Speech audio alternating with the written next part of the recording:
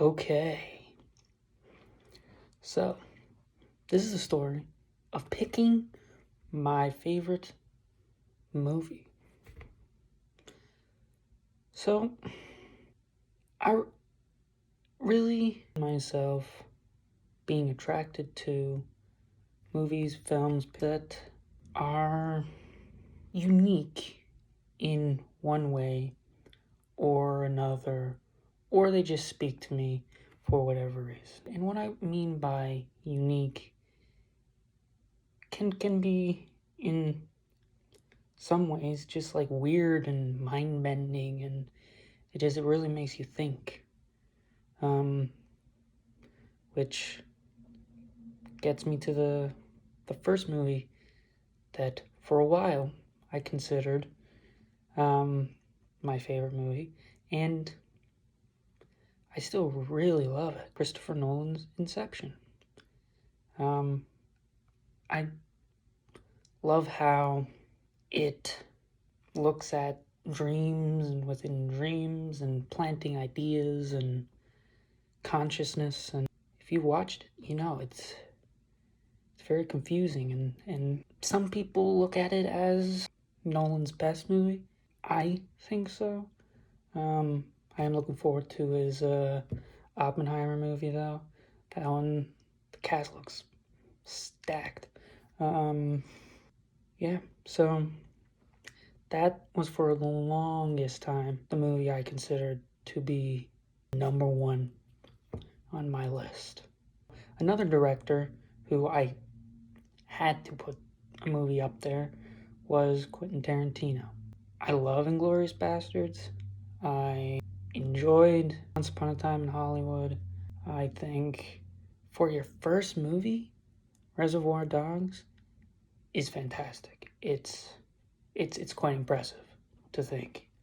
You know, like he used one location for the majority of the movie and let the tension play out there, and uncovering of truth and who's the rat. Fantastic. I love how Quentin Tarantino, like in Inglourious Basterds, and Once Upon a Time in Hollywood, rewrites history, which is very bold. And the Kill Bill, Volume 1, Volume 2, fantastic standing alone. But put them together, it acts as one big movie. And because of that, I was like, let's just pick one movie. Let's pick one movie to go in top spot. I have not seen Django Unchained. I know what it's about, and if it does what I expect it to, it's not going to live up to the love that I have for Pulp Fiction, which is the movie. I just love the storytelling of that movie. I love the non-linear aspect of it, and it's so satisfying. Has great moments. You know, Samuel L. Jackson, fantastic in it. John Travolta, great in it. I love it. It does have a continuity error with some bullets and bullet holes. But even with that, fantastic.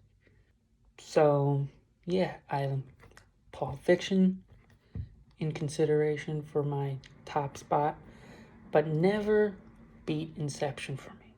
It was always number 2. And now comes a movie that was recommended to me and said, you're absolutely going to love this movie. And some people consider it their favorite movie. And it's a movie that I must say, from the second the movie ended, I knew that's in my top 5. And I was like, okay, I have Inception number 1, Pulp Fiction number 2. That means it's number 3. That means it's number 3. I rewatched part of it recently. Oh man, performances in it, fantastic. And that movie is Good Will Hunting.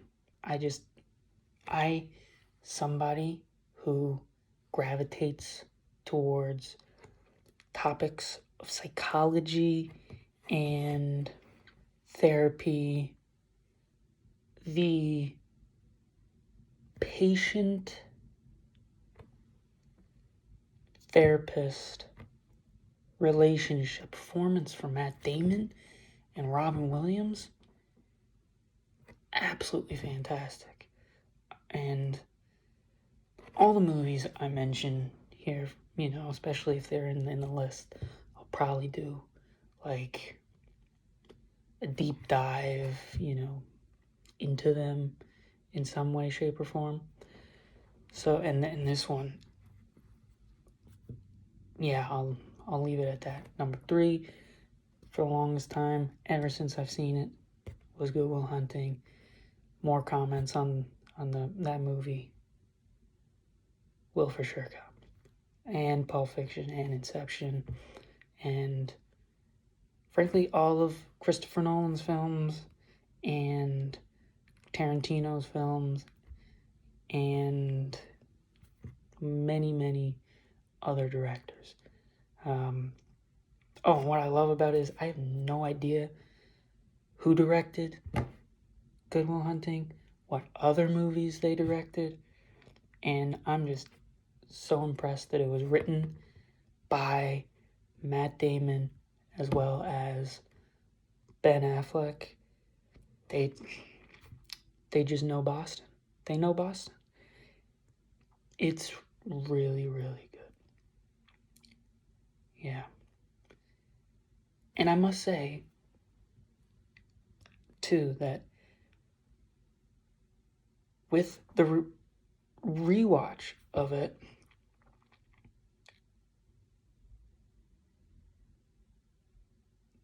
that really made me question, is 3 really a spot? Maybe it's number 1, maybe it's number 2.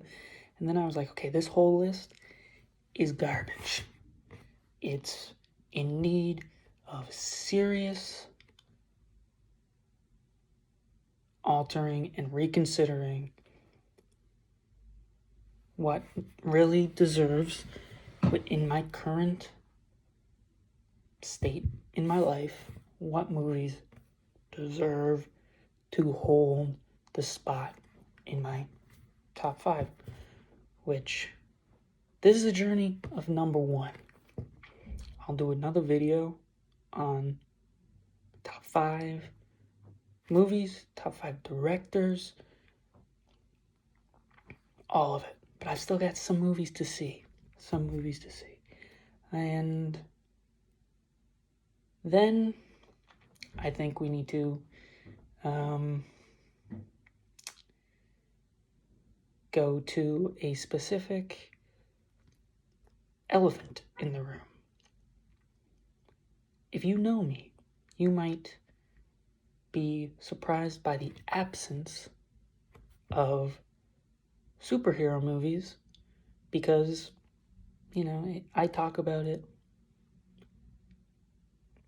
a lot. I talk about Marvel movies, DC movies, the Arrowverse or the CWverse. It's the Arrowverse. Any kind of superhero-related story, I instantly gravitate towards.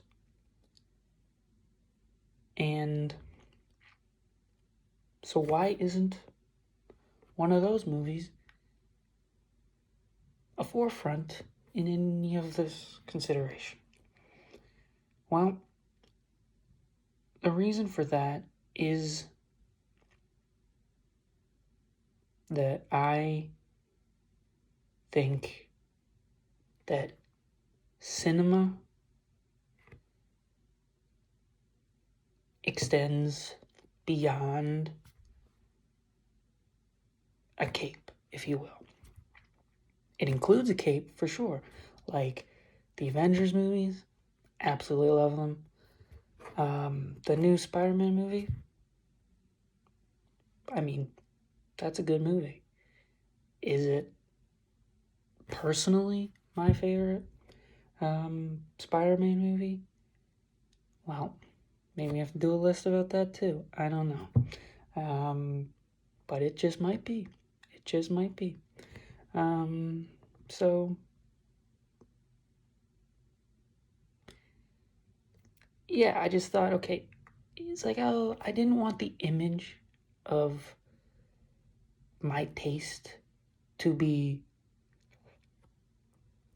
restricted and limited to superhero movies. And I mean, which one do I pick to put in there? They're all so good in my opinion. It's one of those things where even if it's bad, I like a superhero movie. I mean, I haven't tested it with that Thunder Force movie that I hear is absolutely doo-doo, but yeah. I mean, all the Marvel movies to date, yeah, there's problems with them and some of the stuff's weak, but I still have a grand old time. Grand old time with them. Everything that's come out from DC, well, for the most part, I mean, they need to work on making a story that doesn't have inconsistencies. You know, like one of the worst movies ever, in my opinion, is Wonder Woman 1984. See, this is the thing. Once I start going down the rabbit hole with superhero movies, I just keep going. I keep going and going and going. So, if I was ever going to extend past it, I would just have to. And because I watch non-superhero content. And for that reason, those movies, to me, from a more kind of admirer of the bigger elements of filmmaking, spoke to me more. Perhaps the Batman, Doctor Strange in the Multiverse of Madness will, prove me absolutely wrong and say, nope, they are deserving of being in my top 5, 10, whatever. Now I gotta do a top 10 video, don't I? That's fun. Alright, so we addressed Spider-Man No Way Home. Eternals, well, we addressed that, Black Widow, that came out recently. Why am I considering recent releases? Because the movie I've decided that is my favorite movie of all time in this moment is a recent release. And there's hints. If you know me, there's hints. I've told some of you. And the reason why it's my favorite movie is simple. It really is. It's that it spoke to me in such a way that I was blown away by it. Now's the time, I guess, to just reveal the movie, because once I say it, there's more to discuss. It's Dune. It's Denis Villeneuve's Dune. Yeah, I think it's an absolute masterpiece. Some of you might be thinking, Kill Bill Volume 1, Kill Bill Volume 2, they weren't considered because they're Part 1 and Part 2. Huh. But isn't the movie that came out Part 1? Yeah, it is. Yeah. And I'll address that concern in a moment. Now, why is Dune a movie that spoke to me in a way uniquely to my position? And I do believe that it's very unique and that it wasn't. I mean, I think there's a very little chance that anyone else had this happen to them. I read Dune. There's a book for it, first of all. And I started reading Dune once the movie was close to coming out. And I was just constantly reading. That was pretty much all I was doing. And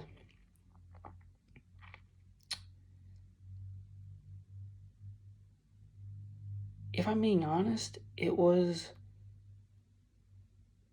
a form of escapism that gave me so much joy in a moment where I was rebuilding myself from... I was in the process of rebuilding the structures of my days, just my perspective on life, and I would just immerse myself in Dune and the words that Frank Herbert wrote. And I absolutely loved every second I spent reading that book. And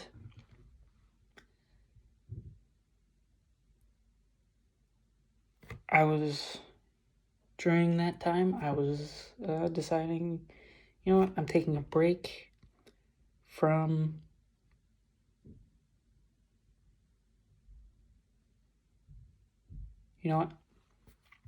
I was deciding I need to find a job, spend my time with the job, do that. And I knew of a special place that was hiring. So I decided I'm going to go in one day.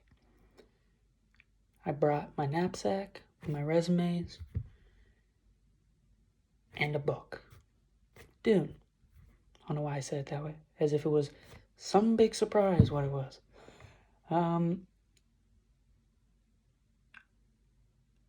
And so I walked up to someone who was there, and I said, I'm here looking for a job. Word exchanged, blah, blah, blah. I'm going to get into it later, maybe. And they were like, okay, we can give you an interview in a couple hours. I think it was, something like that. And I was like, perfect. I'll be back in a couple hours. What'd I do in between that moment and the interview? I read Dune. And I'm pretty sure that day I was also supposed to see Dune, and I was admittedly not very, far into Dune, in that I wasn't confident that what I read would be enough to not be spoiled by events with the movie. And so I just read and read and read. And the time for my interview came. So I went up. They weren't quite ready right away. I went early. And I stood there and I read.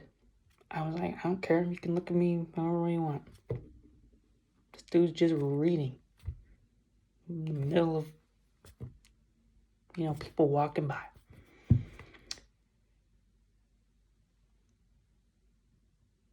Cut that. So I was reading while waiting.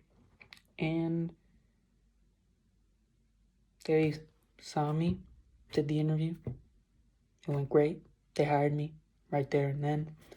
And next thing you know, I'm working there. Back up. So I leave the interview. I'm like, it went great. I'm now working there. And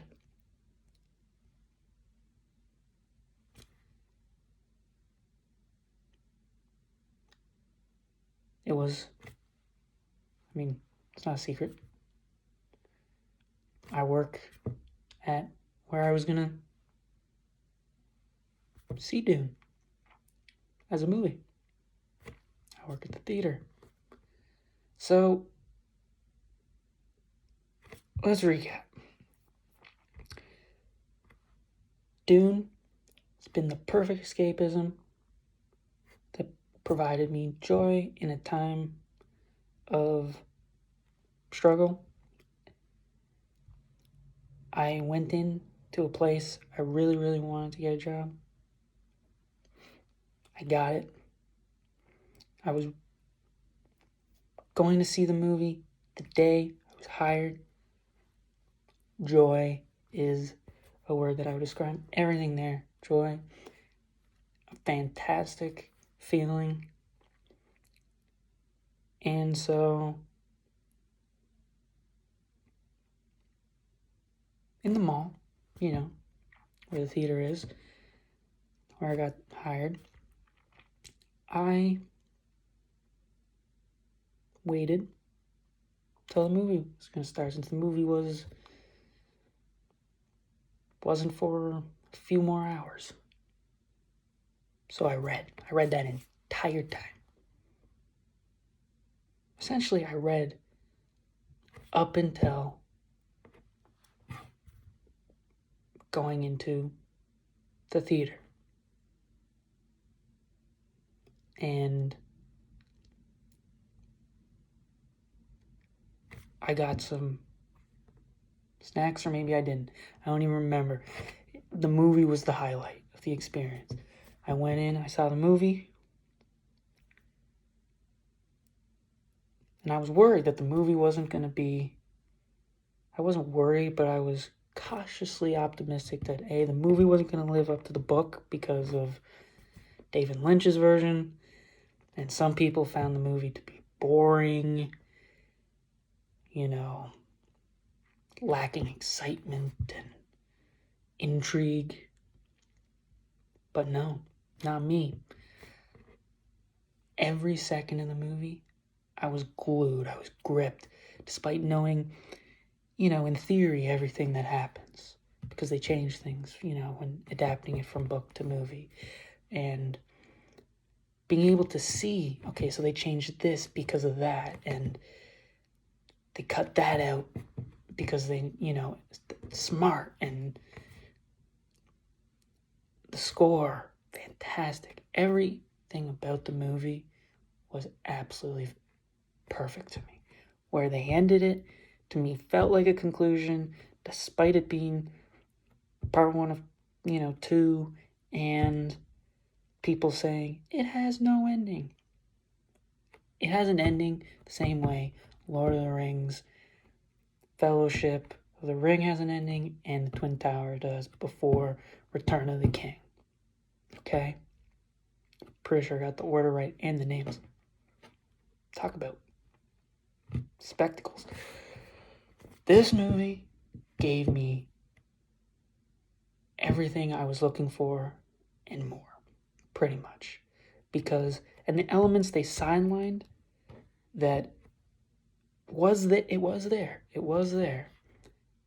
I noticed, I think, because I read the book, and it was like, if it was just a moment, it was hinted at for just a moment, I was able to pick up on it.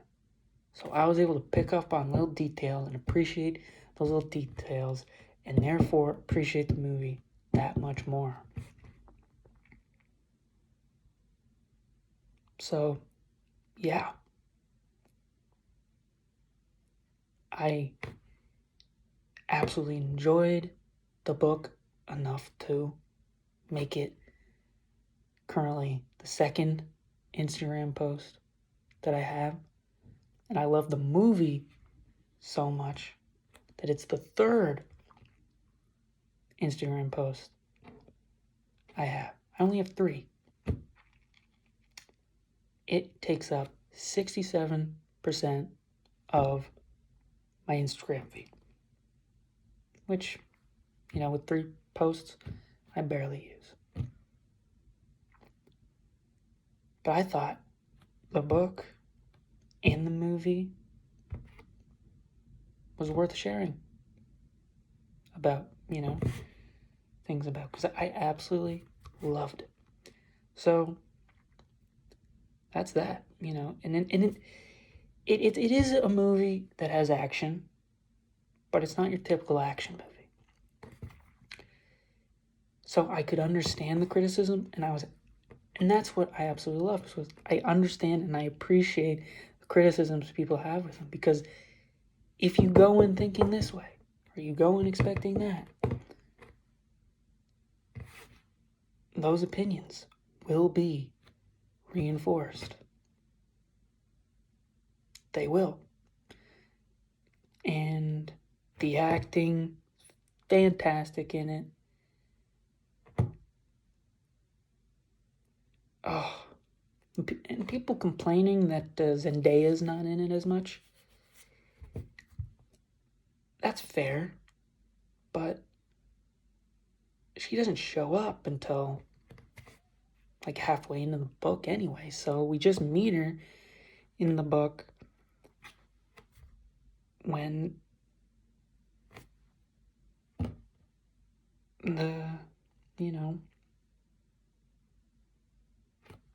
like halfway in. And so here's what happened. The last chapter I read, which was seconds, moments before going into the theater, was the last chapter I had to read to get the full movie, adapted. So like if I were to make a Dune Part 1, in theory, because you do need to know what happens next to be able to like hint at some things, but I read enough. Just enough. So it's really the experience with and surrounding, leading up to, so it's the moments leading up to the movie and the movie itself combined, the experience, the emotions I felt, that cemented its place as number one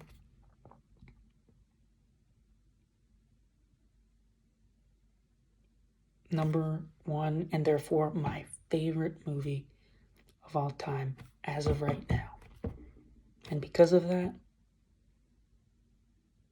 I am going to get it on my name tag, under my name.